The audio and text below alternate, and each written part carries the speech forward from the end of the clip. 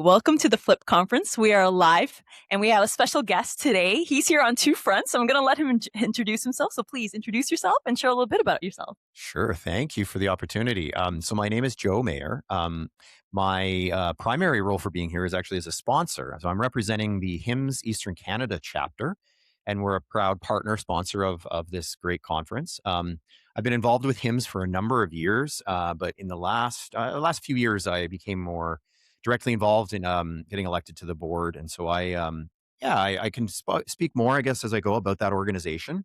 But we're a member-based organization representing Ontario, Quebec, and the four Atlantic provinces.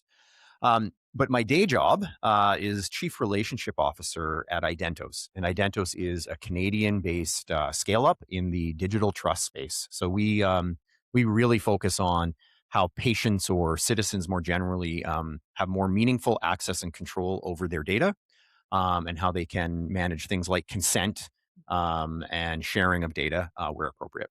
So that's me. That's awesome. Okay, so there's a lot to unpack there. So we'll start with the HIMSS side and then we'll move to the other side as well. So HIMSS being a sponsor of the FHLIP conference, kind of the thought process of wanting to be a sponsor, what kind of drew you in? Because you also host your own conferences as well. So just your thoughts around that and, how we kind of aligned with FHLIP. And yeah, I'll just allow you to elaborate on that front. I think a lot of alignment of the relationships within the organizations and familiarity working in the industry. The people know each other, and I think that HIMSS, as a member-based organization, needs to be engaged in the broader community. And we're looking for the next generation of members and practitioners and leaders in the space. And so, what better place than to come and work with organizations that are that already have students and the academic community involved. So I think that would be the primary driver, is that we're looking for sort of coming to where our members are or our future members are. And I think more broadly, just engaging in the digital health community in Canada requires collaboration, cross-pollination. So we do host a great event. I'll put a plug in for it. It's usually in the October, November timeframe, usually in Toronto, although because we are a multi-province organization, we do have ambition of hosting and moving that conference to other parts of Canada. We found that attendance does get a bit higher here in Toronto. It's a little easier to get to and more folks are here, but we do want to make sure we're representing our broader community. So a little bit about the organization and the people behind it. It's a volunteer organization. And so, primarily going to where our members are and trying to create that collaborative environment so that we can learn and we can represent the issues of our members. Yeah, no, I think that's incredible. I've been at the HIMSS conference. I've also presented a couple of times. Excellent. Shamelessly promoting myself. But that being said, because HIMSS does have its own conference and, FHLIP being a conference as well, do you see certain similarities or differences between both respective, conferences or events?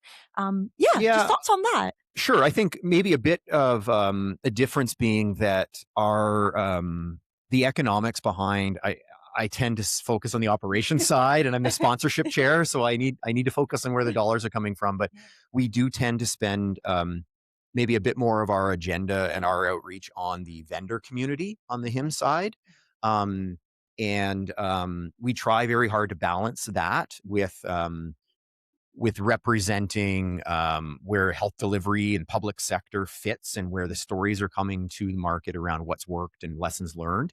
But a lot of the financial model relies a lot on partnership with industry and with vendors. And so we have to balance all of that very carefully. And coming to this conference here today, I know that you've got sponsors from across the sector, but I would suspect that I think the operations economics and even having access to these facilities and some of the operational support just allows you to put on a slightly different conference with maybe more of an academic tie and a public sector tie than we get to do at HIMSS. Yeah, no, I think that's so incredible. And I appreciate the transparency because I think that that's so true, right? And even us, when we were trying to organize the FHLIP conference, the idea was a public sphere. So in addition to, like you said, the vendors, the government, academia as well, but also patients. We were very cognizant to have patients at the table as well. So I think it's important. Like you said, every conference will have its niche and it's important to come together. So great having you guys as a sponsor. I'm going to kind of switch gears now on your day-to-day role at IDENTOS. And so you mentioned how some of the work that you guys do and your focus on, data and patient access to data. Do you mind elaborating about about that? And the reason I say that is even earlier today when we had our fireside chat with Daphne and we were Mhm. talking about that, just your thoughts about that and some of the work that you're doing and how it kind of ties in, because I think it's so important for patients to have access to their data. So I'll hand it to you. Yeah. So really great conversation with Dafta this morning, an overview of where she's at and where the organizations she represent are at. I think that fundamentally, we're all in this for patients, or I would broaden it more. Patients are people, patients are citizens, residents, right? We live somewhere, we need to access healthcare services. And I think what I heard from Daphne is what we where I work have been working on for the decade I've been there is exactly that healthcare is just a set of services and processes around a person, and we need to deliver services and systems around the reality of how people live. And that includes bringing them in to be more active participants, more in control of the decisions that affect them. And that today, it always has, but even more today, requires the data that supports those decisions, so that people can make good decisions, and work in collaboration with those providing care, providing services. So, what did Daphne say? She said, healthcare is really important, but today their government is taking a more all of government approach to how they are delivering services, and that includes healthcare now.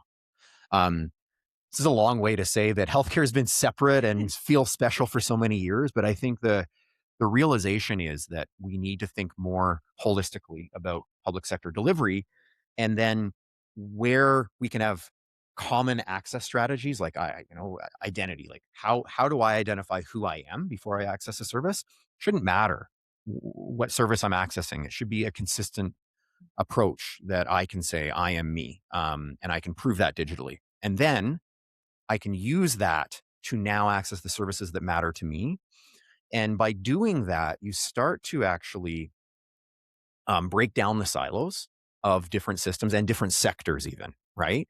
And I think you're going to see public demand for this start to increase. Another thing she said was that governments react um, to public need, and that there really seems to be, whether right or wrong, and I disagree a little bit with this, but the lack of public advocacy or need for services that include things like access to my own information or the ability to consent to how my information is used or not used, right? These to me are fundamental. Yeah. We should have this.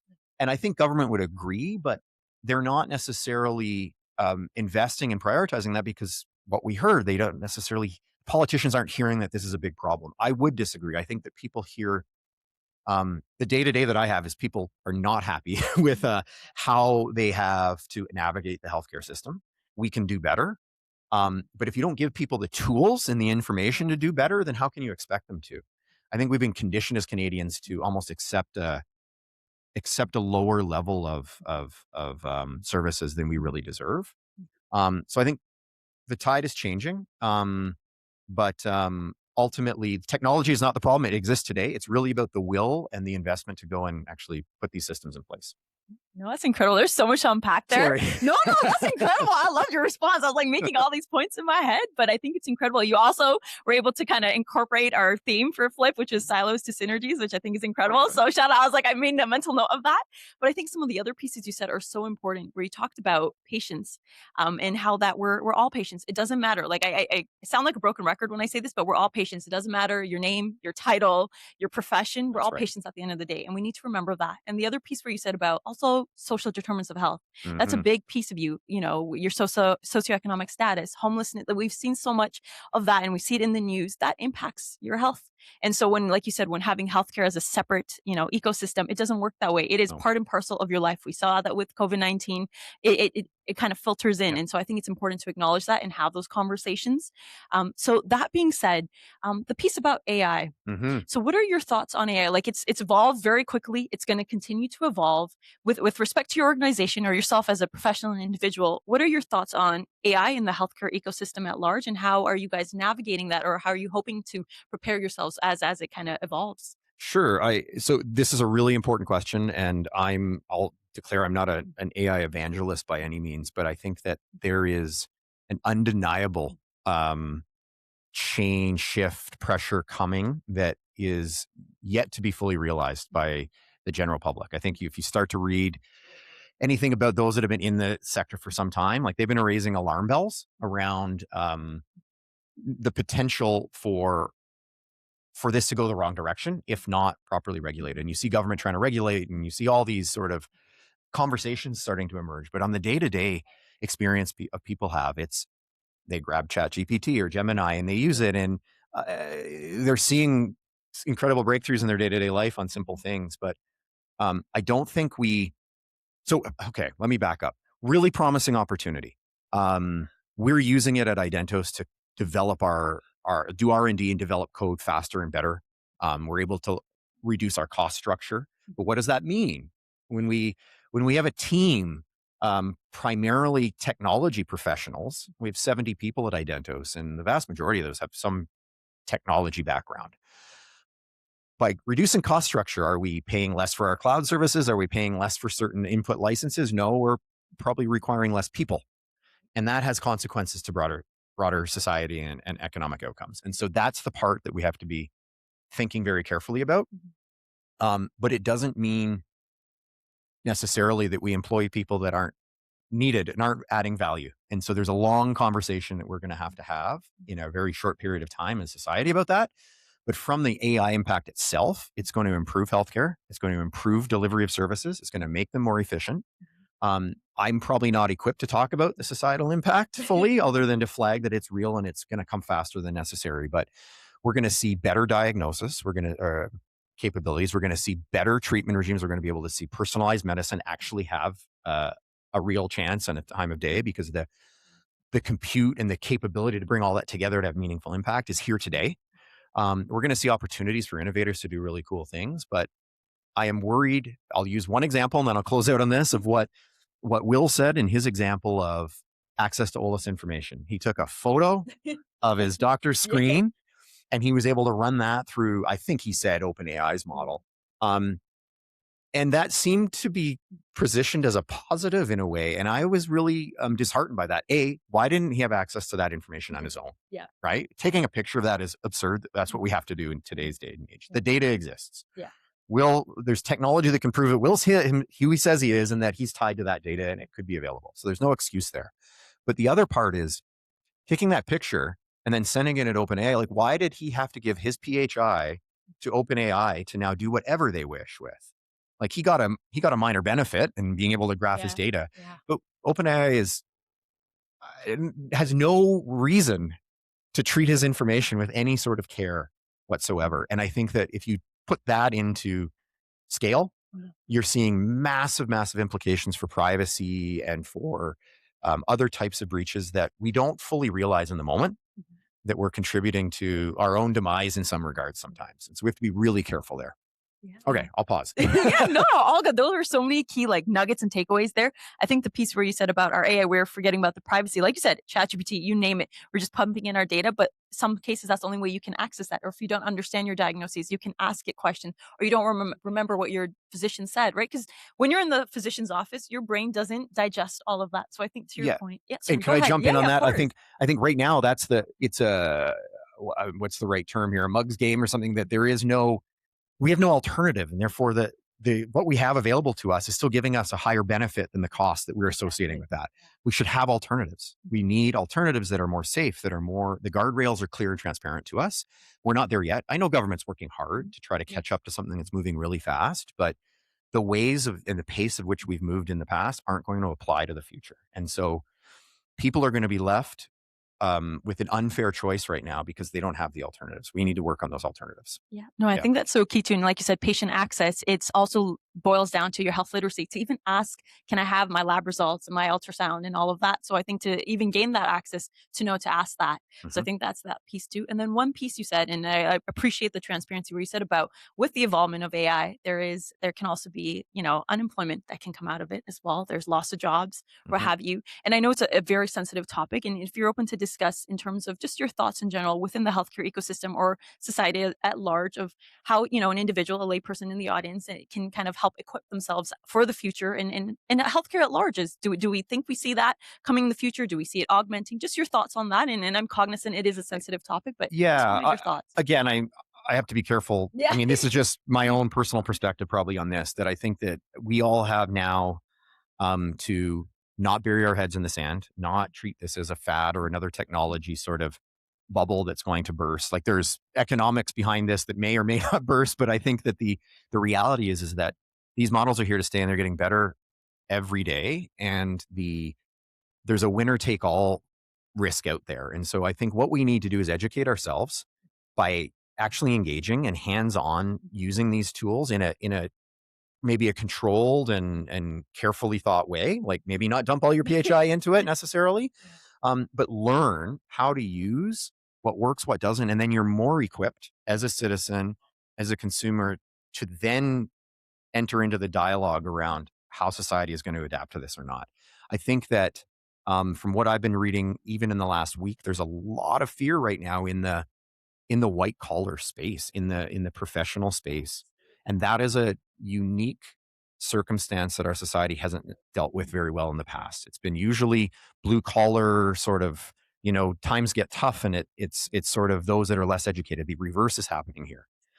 And it's going to be a tough transition for a lot of people. And so those that can get educated and get at least engaged in the topic will have a better chance of navigating those changes.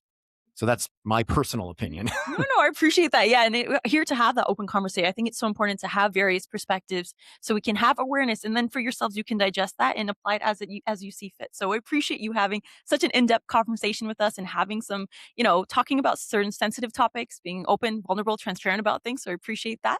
As we wrap up for today, is there anything else you want to leave the audience with that we may not have tapped into, or just something that a nugget or a takeaway that you want to leave with them? So I'll hand it over to you. Oh my goodness, my mind's going blank actually right now. I had so many things I wanted to say, but I think there is a revolution happening in the ability for patients to start to really be engaged. We need to find the opportunity as a country, I think, though, to wake up to the fact that these opportunities are here today, and we're making choices often to not change system level things because we're afraid of change, I guess, right? But it's going to come. So we need to be engaged in advocating for what we want, what we need. Like we can't be passive, I guess, consumers. Um, the government works for us. The healthcare sector in this country, luckily, is largely publicly funded. That means that those are our dollars, and we have to have a voice in directing those, and demand that they're doing the right things to make us more engaged partners. And I think there's just so much more value to unlocking patient participation. Like the saying of years ago is engaged patient is the blockbuster drug of the 21st century. Well, and actually not just engaged, but properly tooled, properly, someone that actually has the right tools, the right data to truly engage it's the missing piece. Like we've asked people to come and ask questions, but we haven't given them the information and the tools. And I think that there's just an opportunity to close that gap today. So I don't know that I've said anything really new there at the end, but I just wanted to summarize it. Like there are a lot of hard people working hard on this right now, but I think we as consumers can demand more and expect it to start to actually show up now, and governments will respond appropriately to that.